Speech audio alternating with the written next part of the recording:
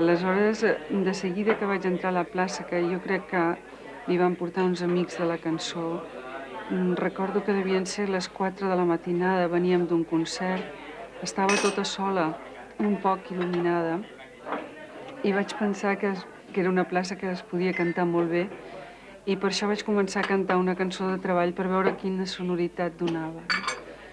Jo crec que sempre m'ha semblat que la plaça del Rei tenia una veu personal. Tenia, no una veu, sinó moltes veus, no?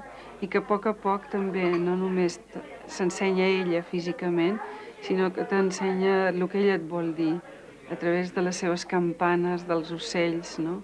De tots els sorolls de la plaça que et van parlant. Et van parlant de la seva història, del seu present, de tot el seu passat. I jo crec que un poc també un cantant, una persona que estigui cantant en aquesta plaça una nit, se n'adona que també és un poc el mèdium poètic que té la plaça per dir coses i els altres.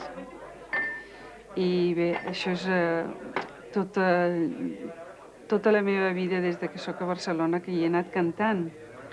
Amb alguns anys que no, alguns altres anys que sí, algunes vegades més seguides, però jo crec que hi he cantat com 12 anys seguits a la plaça, no?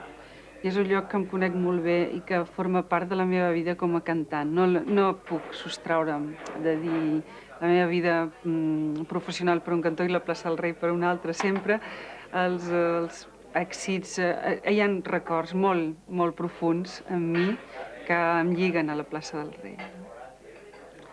I jo crec que una de les primeres, quan vaig començar a pensar que aquesta plaça tenia una sonoritat molt bonica, vaig cantar una cançó de treball caminant per la plaça, sentint una mica la veu des de tots els angles, no?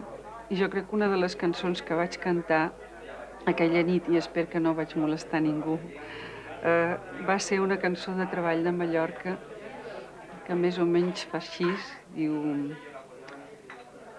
Jo estava aquí,